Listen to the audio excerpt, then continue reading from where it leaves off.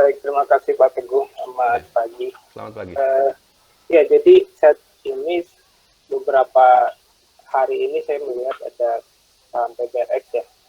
Itu kalau saya hitung secara valuasinya sudah divisinya sudah 0,2 dengan pernya itu sekitar 2,7 kali.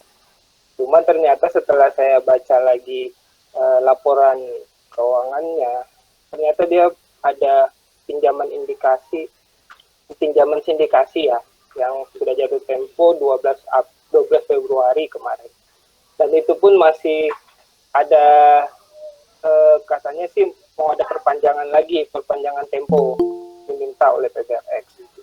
Tapi sebenarnya kan kalau saya lihat PBRX ini kan agak bagus juga karena inovasinya tuh saat pandemi kan dia jual Uniqlo ya kalau nggak salah dia Ya, Uniqlo, tapi saat ini dia merubah menjual APD itu dikirim ke negara-negara tetangga yang membutuhkan APD yang saat ini karena pandemi COVID ya. Tapi nah ya, itu tadi, tapi saya nggak mau masuk karena ada pinjaman sindikasi itu. ya, ya, Dan ya, itu ya. sudah sampai 2 Februari. Mungkin bisa dijelaskan Pak Teguh bagaimana sih saya PBRX ini, dan kemudian juga sindikasi bedanya dengan utang bank yang biasa kan. Oke, Terima oke, kasih. oke, oke. Ya, oke. Sekarang saya jawab ya. Pertama kita ini dulu. Sebentar saya buka dulu di sini. Saya sendiri kebetulan untuk PBRX jarang memperhatikan ya. Jadi apa? Tapi sekarang kita coba buka laporan keuangannya ya. PBRX. Lalu di sini 2020 dulu deh. Coba kita lihat tahunan udah ada belum? Yang tahunannya belum ada, jadi kita lihat yang ke kuartal 3. Nah, ini kuartal 3 di sini. Kemudian mana ini?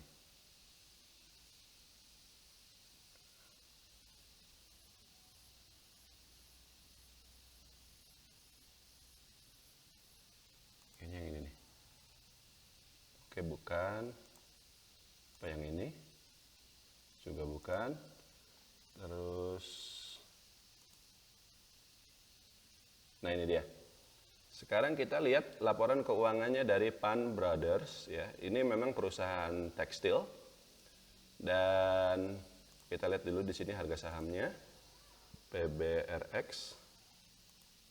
Harga sahamnya sekarang Rp156 ya. Market cap-nya 1,01 triliun. Harga sahamnya sekarang lagi turun terus. Dalam 6 bulan terakhir tadinya dia 250, sekarang tinggal sisa 156. Market cap-nya 1 triliun. Nah, sekarang kita lihat di laporan keuangannya.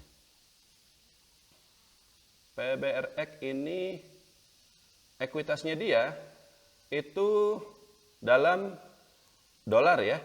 Di sini kita bisa lihat ekuitasnya dia itu 272 juta dolar. Berarti sekitar hampir 4 triliun. Hampir 4 triliun. Sedangkan di sini market cap-nya hanya 1 triliun. Berarti betul yang tadi Bapak sebutkan, PBV-nya dia itu hanya 0,2 atau 0,3 kali. Kemudian di sini kinerjanya, penjualannya masih naik ya. Selama 9 bulan tahun 2020 itu. Labanya pun naik. Jadi bagus. Labanya 19,2.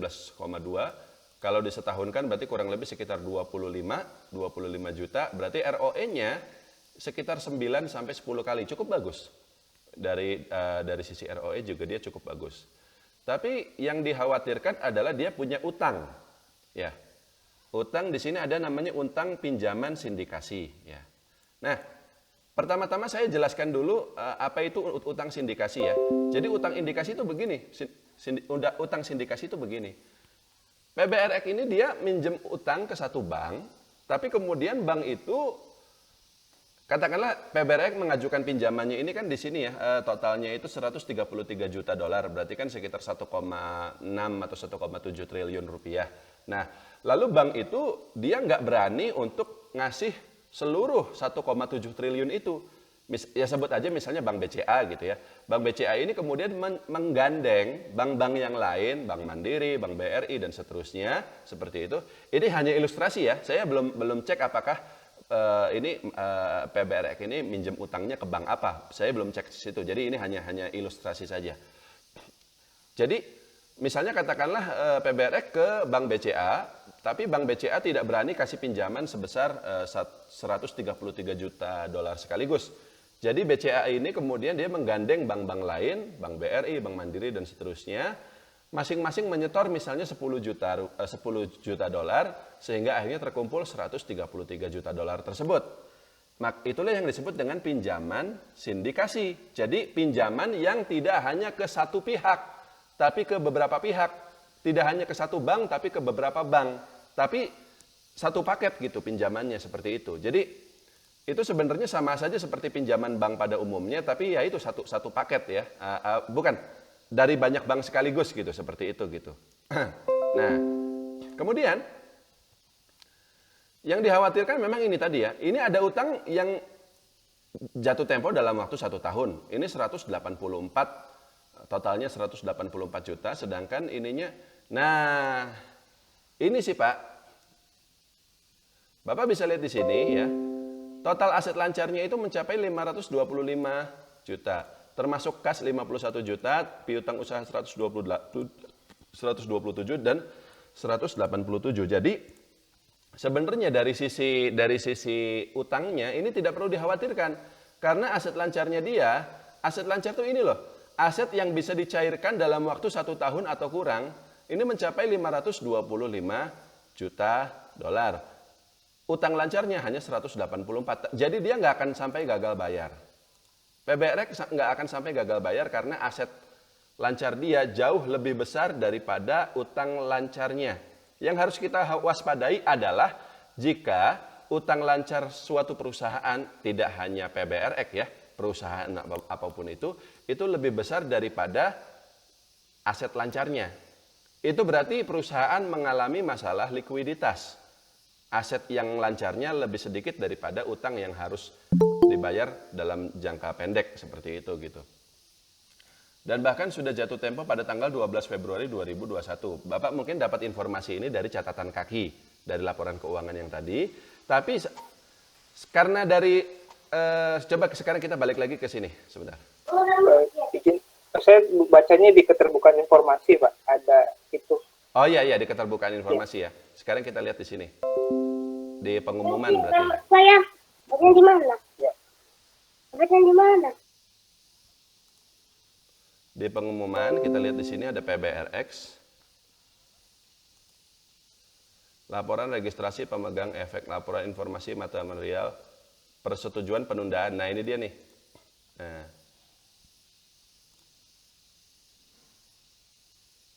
Nah iya ini betul ya. Jadi apa namanya, ada utang bukan 12, tanggal 27 Januari Pak, 27 Januari 2021, utang sindikasi yang tadi ya, bukan 133 tapi naik menjadi 138.500.000 dolar. Dan ini sudah ada keterbukaan informasi juga pada tanggal 4 Februari bahwa ininya sudah disetujui untuk ditunda. Jadi jatuh temponya ini ditunda, kita bisa lihat di sini ya. Nah ini dia nih, nama-nama banknya ya. Jadi bisa kita lihat sindikasi ini nama banknya nggak cuma satu tapi banyak. Bank ANZ, Bank HSBC, Aing Bank, PT Bank Cina Construction dan seterusnya. Di sini adalah jumlah limitnya bla bla bla. Kemudian oke.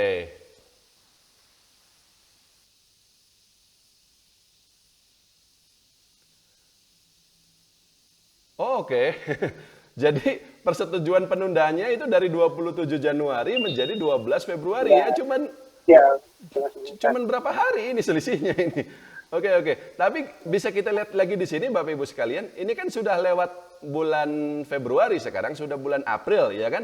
Dan ternyata tidak ada informasi berikutnya lagi. Nah, di sini nih ada informasi new approval of postponement. Oke.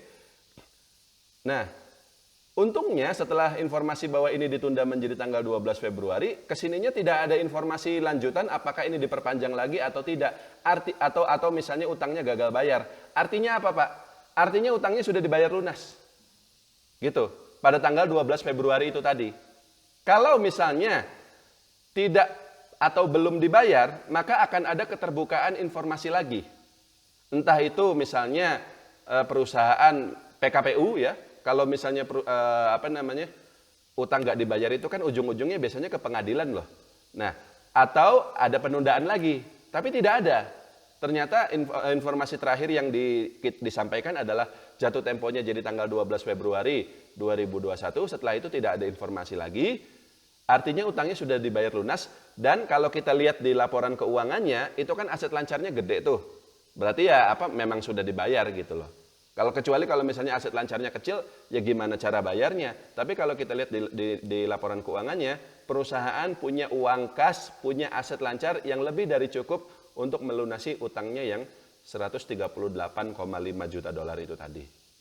Jadi nggak masalah Pak, PBRX. Dan oke, saya jadi tertarik nih sama saham PBRX ini. Mungkin nanti saya juga akan pelajari lebih lanjut. Karena kayaknya sih dia sahamnya turun karena ada masalah ini nih. Ya, karena ada masalah utangnya ini. Tapi setelah kita pelajari lagi, ya harusnya udah clear, udah nggak ada masalah. Kalau memang masih ada masalah, harusnya ada informasi lagi, tapi tidak ada. Seperti itu Pak Ahmad.